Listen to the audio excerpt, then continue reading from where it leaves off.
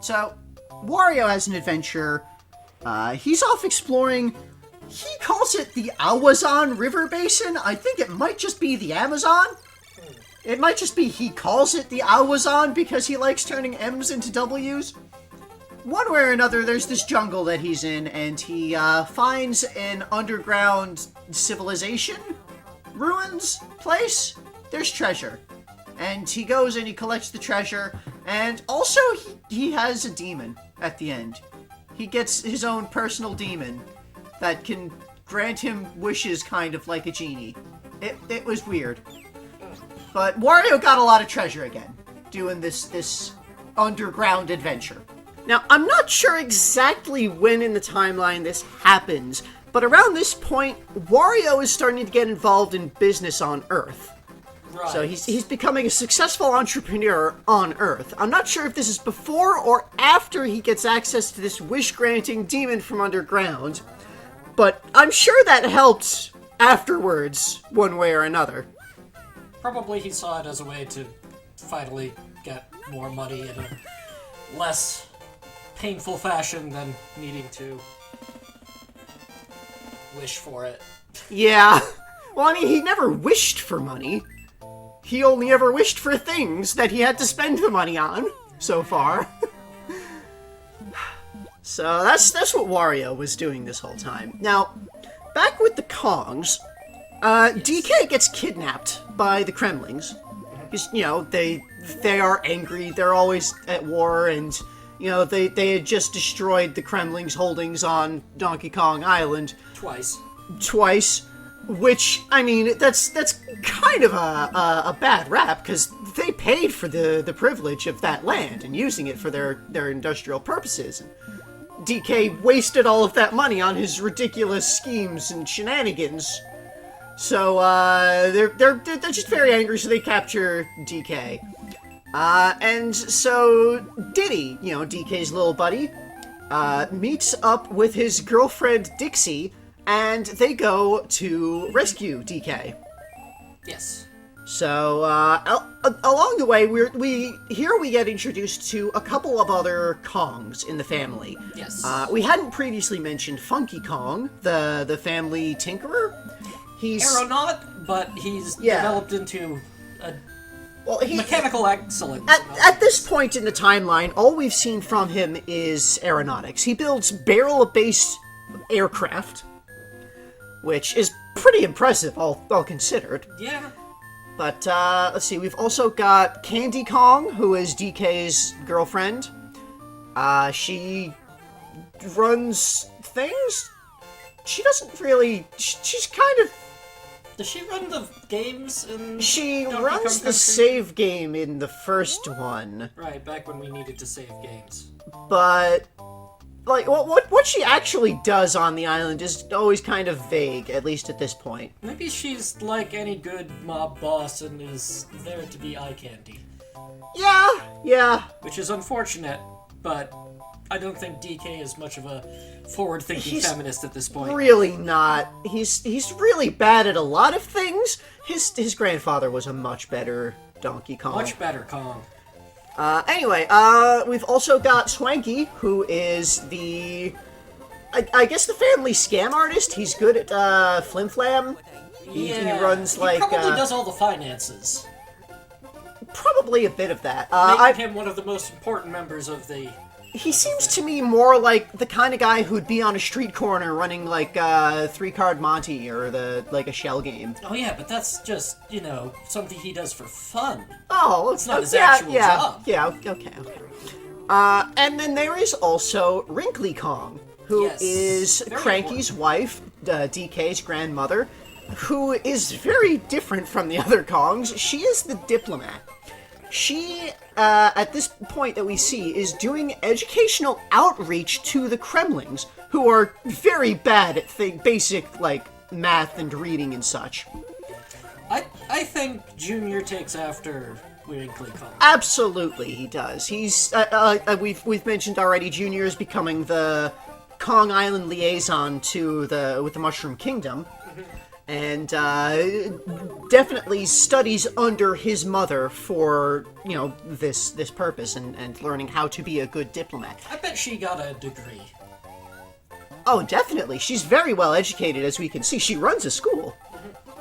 And she's very well regarded, we'll see later.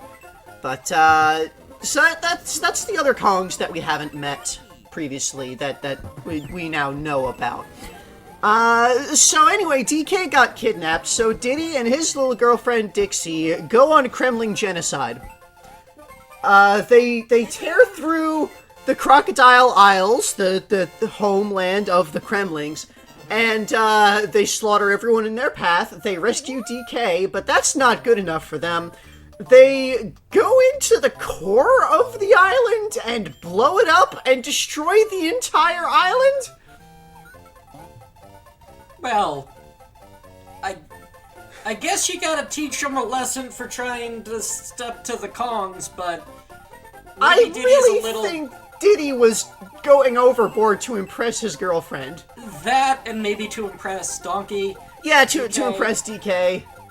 Definitely, because he kind of failed his initiation into the family at the start. So Yeah, even though he did have a couple of successful adventures with DK after that, he probably still feels a bit inadequate. So, he's overcompensating with genocide. So that's what the Kongs have been doing. Now back to Mario. We left off, Mario was climbing the Clash House Tower to, beat up all the bad guys who've taken it over. Definitely exists. It's a very, very tall tower, though, so by the time he finishes clearing out all the bad guys, he is very tired and he gets sick. So he is ill, he's resting in his house, which, his new house, since he no longer has a castle, but he now, has the reputation back with the Mushroom Kingdom to have his own land again. Yeah. He's got a little house, on the border between the Mushroom Kingdom and the Koopa Kingdom.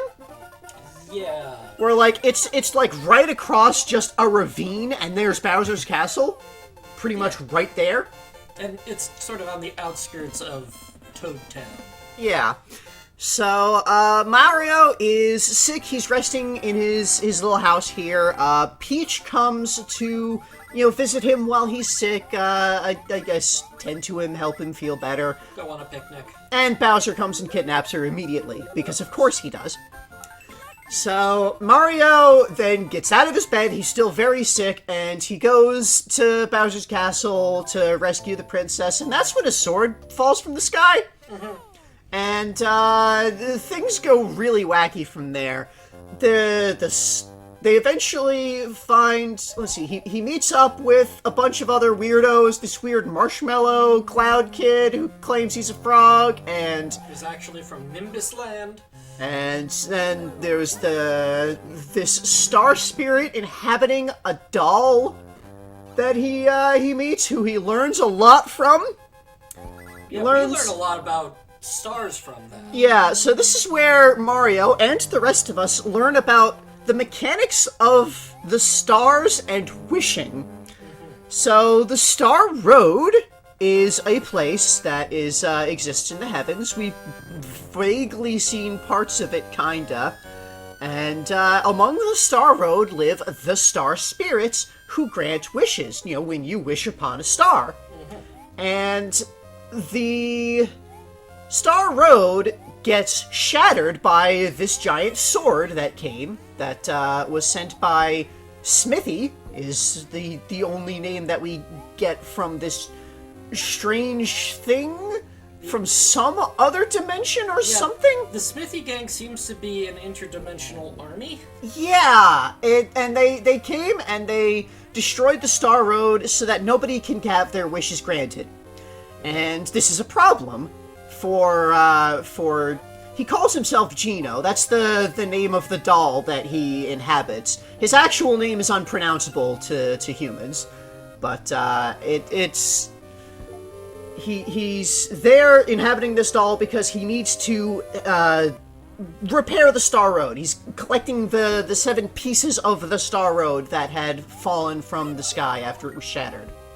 Yeah, and Mario's on the road to help them, and they do that. Yeah, and they'd already, like, collected one of those at some, earlier. He did not really knowing what it was, but, you know, he meets up with Gino, and they start going to, like, actually save the stars. So that's kind of an additional adventure that he has to deal with on top of rescuing the princess, which he still hasn't quite done.